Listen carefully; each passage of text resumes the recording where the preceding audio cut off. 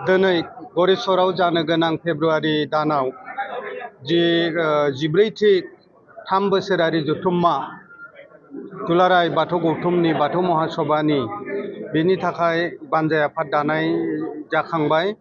आरो बे बानजाय आफादनि मोनसे मावखुलि गरेस्वर टाउनाव दिनै जोङो बेखेवदों आरो आङो आसा लाखिदों बाव जोंहा जगाजगनि थाखाय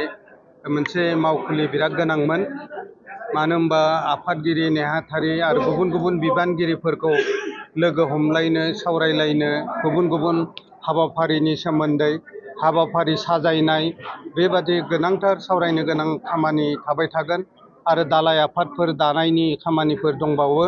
बेफोरखौ मावफुंनो थाखाय जोंनो मावखुलि नांगौमोन दा बे मावखुलिखौ जोङो नैबाव दिनै बेखेवनाय जादों आरो आङो आसा लाखिदों जोंना जि